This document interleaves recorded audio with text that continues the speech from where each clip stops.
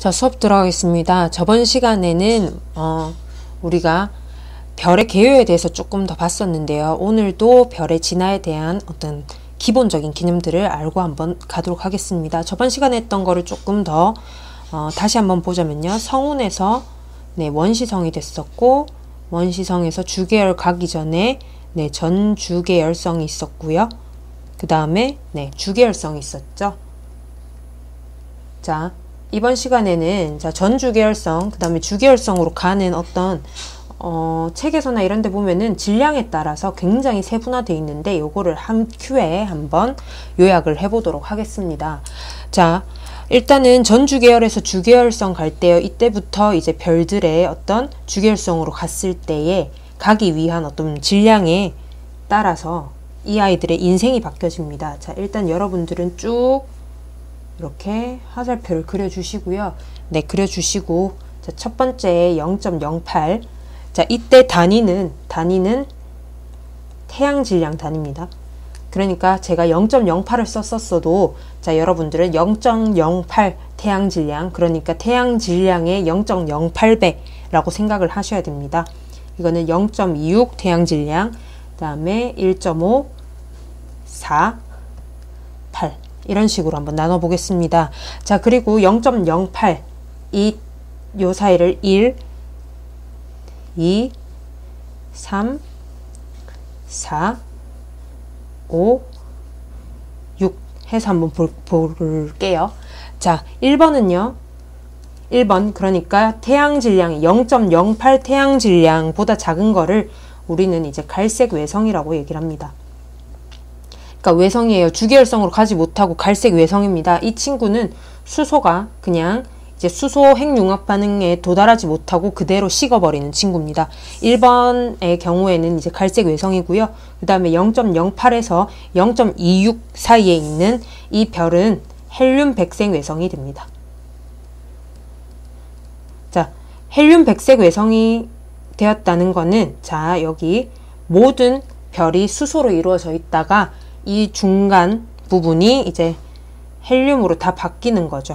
하지만 헬륨의 연소 온도에는 도달을 하지 못했기 때문에 그대로 뭔가 다른 진화가 일어나지 않고 헬륨 백색 외성으로 죽게 됩니다. 자, 그럼 이제 3번 그러니까 0.26 태양 질량부터를 뭐라고 하냐면 주계열성이라고 얘기를 합니다.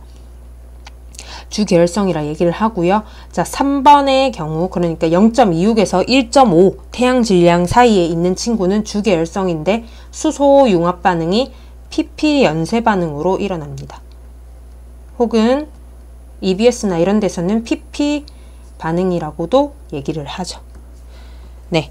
자, 그런데 1.5 태양 질량 미만인 친구들 같은 경우에는 탄소 연소를 하지 않습니다. 다음 영상에서 다루게 될 건데요. 탄소 연소를 하지 않기 때문에 결국에 마지막에 죽는 형태는 탄소, 산소, 백색 외성으로 죽게 됩니다. 네, 탄소, 산소, 백색 외성으로 죽게 되고요. 자, 그 다음에 4번 한번 볼게요.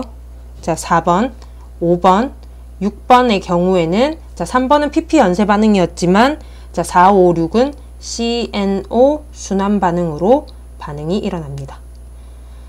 PP랑 그 다음에 CNO 순환 반응은 이거를 살펴보고 우리가 순차적으로 보게 될 겁니다. 조금 기다려 주세요. 자, 일단 필기를 해주시고요. 자, 4번 같은 경우에 1.5에서 4 태양 질량인 경우에도 지금 3번과 똑같아요. 하지만 다른 점은 수소 융합 반응이 3번은 PP지만 4번은 CNO라는 겁니다. 이 4번 친구도 탄소 연소는 하지 않습니다. 탄소 연소하지 않아서 결국에는 탄소, 산소, 백색 외성으로 죽게 되고요. 자, 5번 같은 경우에는 4 태양 질량 이상이죠. 4 태양 질량에서 8 태양 질량까지는 탄소 연소를 하게 됩니다. 탄소 연소가 일어나기 때문에 탄소, 산소가 아니라 산소, 네온, 마그네슘, 백색 외성으로 죽게 됩니다. 자, 그럼 6번 같은 경우에는 8태양 질량 이상이죠. 이 친구는, 자, 3, 4, 5 같은 경우에는 적색 거성으로 진화를 해요. 주계열성이 끝나고 적색 거성으로 진화를 하지만, 자, 8태양 질량부터는 초거성으로 진화를 합니다.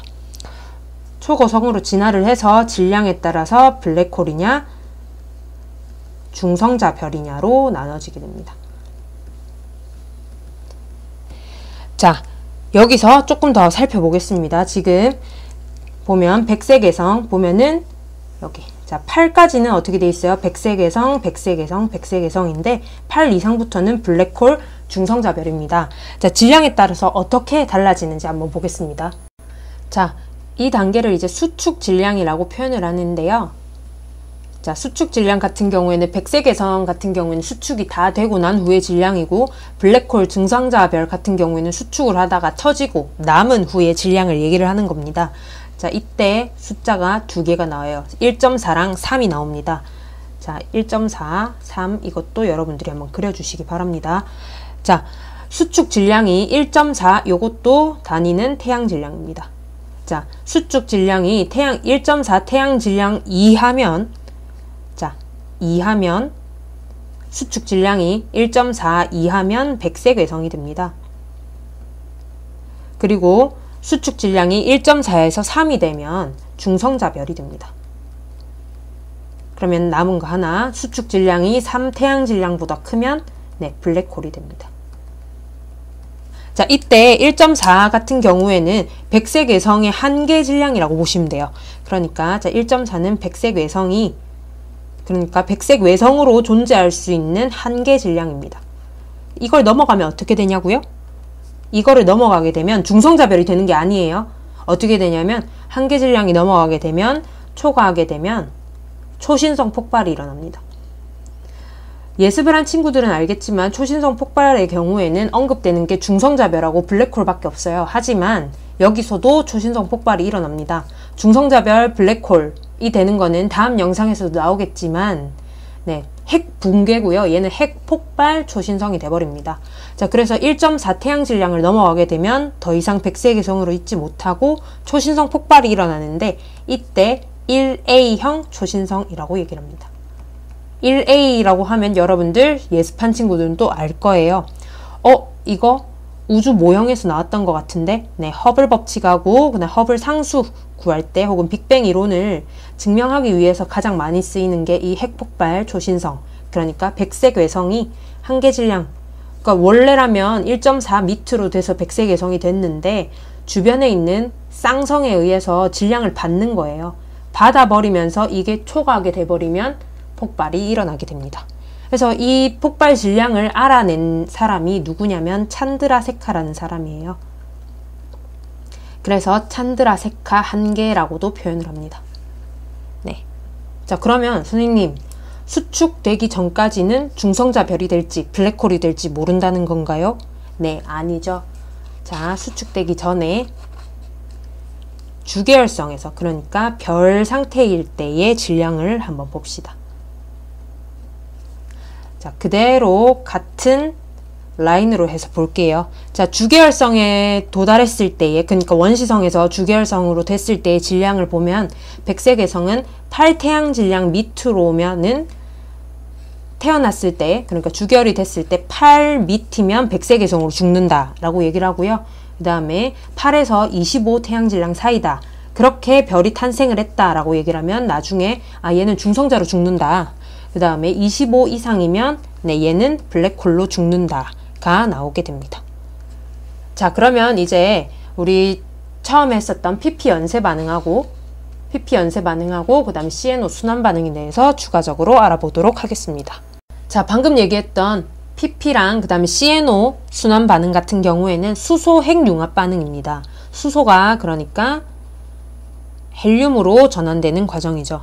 이때 수소 핵융합이 일어나려면은 일단은 1000만도가 돼야 됩니다. 1000만 K 이상이 되어야 수소 핵융합이 일어나고요. 그 다음에 이 융합 반응의 가장 기본적인 거는 E는 MC 스퀘어가 됩니다. 그러니까 질량의 감소분이 에너지로 전환이 됩니다. 이거 기억을 해주시면 조금 좋을 것 같아요. 그래서 별이 진화할 때 보통 자, 수소에서 헬륨이 되거나 할 때 질량이 감소하기 때문에 반지름이 살짝 감소하는 경향도 보이기도 합니다. 자, 수소 핵융합 반응의 종류를 한번 알아볼게요. 자, 크게는 두 가지입니다. PP 연쇄 반응 혹은 PP 반응, 그 다음에 나머지 하나는 네, CNO 순환 반응입니다.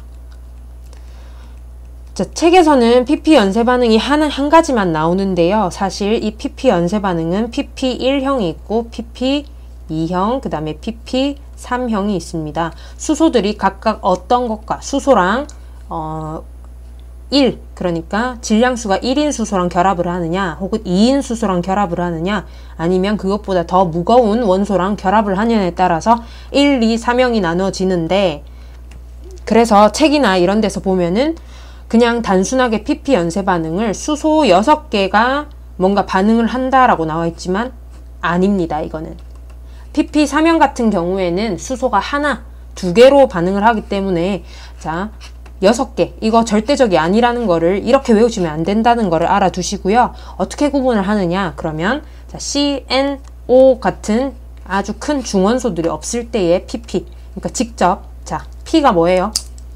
그냥 알파벳 P가 아니라 얘는 양성자입니다.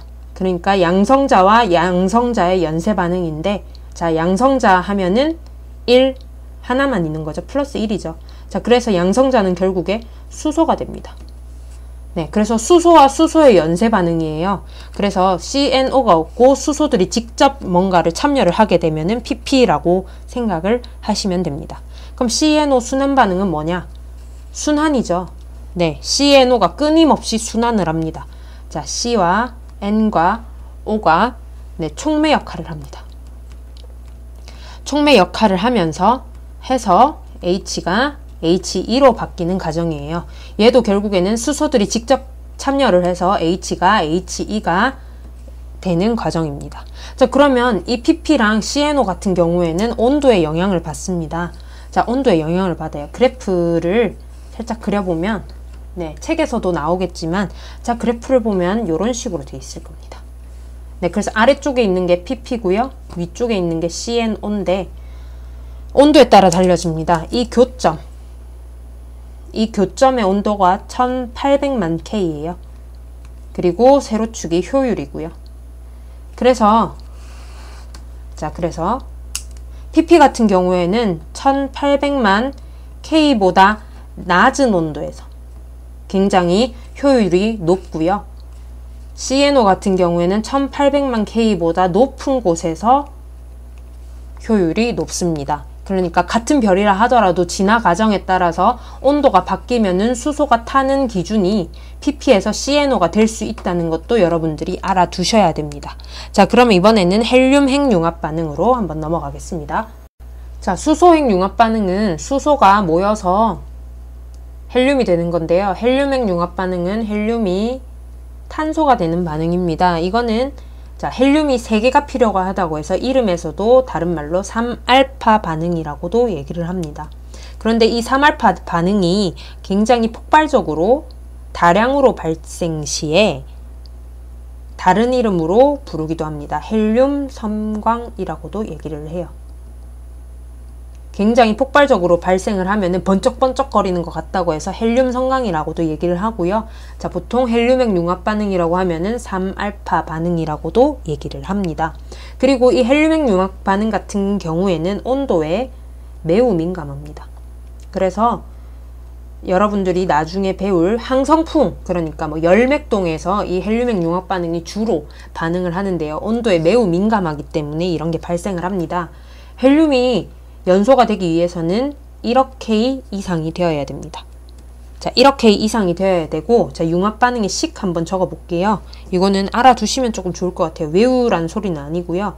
자, 일단은 헬륨 2개가 결합을 하게 되면 베릴륨이 돼요. 베릴륨이 되면서 감마선, 에너지가 튀어나오게 됩니다. 이때 베릴륨을 다시 다른 헬륨이 결합을 하게 되면서 탄소로 바뀌게 됩니다. 이때도 에너지로 감마선이 튀어나오게 돼요. 자, 그래서 보면은 요구되는 헬륨이 몇 개다? 하나, 둘, 세 개다. 그리고 헬륨을, 자, 우리 수소는 양성자로 P로 나타냈었죠? 그런데 헬륨 같은 경우에는, 자, 알파라고 얘기를 합니다. 네. 알파라고도 얘기를 하기 때문에 3개의 헬륨이 반응한 반응이다 해서 3알파 반응이라고도 얘기를 합니다. 자, 그래서 3개의 헬륨이 결국에는 네, 탄소가 한 개의 탄소가 되는 반응이 사말파 반응입니다. 자, 요까지가 지금 헬륨액 융합 반응이었는데요. 자, 이제 여러분들이 다음 시간에 별의 진화에 대해서 조금 더 알기 위해서는 이런 개념을 알아주셔야 됩니다. 축퇴라는 개념을 알아두셔야 돼요. 몰라도 상관은 없지만요. 여러분들 외우지 않고 이해를 하기 위해서는 이 축퇴라는 게 굉장히 중요합니다. 자, 축퇴는 결국에는 가스에서 이렇게 사용되는 건데, 자, 축퇴가 된 상태, 이게 상태거든요. 자, 어떤 상태인지 보면은 축퇴는 가스가 일단 매우 심하게 압축이 되어야 됩니다. 그러니까 숨도 못 쉴 정도로 굉장히 압축이 돼야 돼요. 자, 그래서 이 심하게 압축된, 그러니까 축퇴 가스의 경우에는, 그러니까 축퇴된 기체는 일반 기체랑은 움직임이 다릅니다. 자, 한번 보겠습니다. 축퇴는요, 매우 심하게 압축되었을 때 가능한데요. 그래서 매우 심하게 압축됐기 때문에, 자, 여러분들을 누군가가 꾹 누른다 생각을 해보세요. 네, 꾹 누른다 생각하면 여러분들은 자유롭지 못하죠. 그래서 여기서도 보면은 전자들이 자유롭지 못합니다. 자, 화학 1을 했던 친구들은 아실 텐데요. 화학 2에서 나오는지 모르겠어요. 자, 전자는 방향이 있어요. 스핀이라고 하는 방향이 있습니다. 스핀 전자라고 하는 방향이 있는데 자세히 모르셔도 돼요. 여기서 지금 하는 거는 전자는 일단 위 혹은 아래에 어떤 반응, 그러니까 방향을 가질 수 있습니다. 그래서 심하게 압축이 안 된 상태라면 전자들이 뭐 요렇게 편향되게 가질 수 있다는 거죠. 위로만 3개를 가지던지 혹은 1개, 2개로 가지던지 이게 되지만, 매우 심하게 압축된 축대가스의 경우에는 스핀이 무조건 요렇게 한 쌍으로만 존재를 해야 됩니다. 그래서 한 쌍만 동시에 존재가 가능합니다. 그러니까 축퇴가 된 경우에는 요게 안 된다는 거죠. 이렇게 위쪽으로만 된 게 안 되고 편향적으로 된 게 안 된다는 거예요. 무조건 요런 형태로만. 왜냐면 매우 심하게 압축이 됐기 때문에 더 이상 뭔가 공간이 있으면 안 돼요. 이게 딱 한 쌍으로만 존재를 하게 됩니다. 그리고 자, 이 축퇴까지 되게 되면은요, 더 이상 수축이 불가능합니다. 더 이상 수축이 불가능해요. 그래서 더 이상 수축이 불가능하기 때문에 중력이 아무리 눌려도 더 이상 수축이 안 됩니다. 네, 그런 상황이 축퇴 상황이거든요. 자, 그럼 이 축퇴 상황에 대해서 특징 한번 볼게요. 좀 중요합니다. 자, 축퇴의 어떤 상황을 보면은 압력, 우리 보통 압력은 온도가 높아지면 압력도 높아진다라고 얘기를 하지만, 이때 압력은 온도와는 무관합니다. 그러니까 PV는 nRT 이게 안 된다는 거죠. 온도와 굉장히 무관해집니다. 그러면 이때 축퇴된 상태에서는 무엇이 압력에 영향을 미치느냐? 이거는 바로 밀도와 연관이 됩니다. 그리고 축퇴 상태일 때는 온도가 증가하더라도 압력에는 영향이 없게 되죠. 이 부분이 되게 중요합니다. 자, 요까지가 축퇴였고요. 이거는 다음 영상에서 조금 더 자세하게 살펴보도록 하겠습니다. 자, 이제 마지막인데요. 에너지 전달 방식입니다. 에너지 전달 방식은 별에서는 크게 2가지가 사용될 수 있어요. 원래라면 대류, 그 다음에 복사, 전도, 이렇게 3가지가 되지만 별에서는 대류와 복사가 주로 이루어집니다. 자, 대류는 온도가 낮을수록 에너지 전달이 효율적입니다. 그런데 복사 같은 경우에는 온도가 높아지면 에너지 전달이 효율적이게 됩니다. 요까지가 에너지 전달 방식에서 지금 별이 대류랑 복사로 주로 이루어지는데요. 많은 문제나 개념에서, 별의 진화의 개념에서 대류랑 복사의 개념이 여러분들을 헷갈리게 할 텐데, 요렇게 일단 정리를 해두고 우리 다음 영상에서 조금 더 이제 별의 진화에 대해서 구체적으로 알아보도록 하겠습니다. 수고하셨습니다.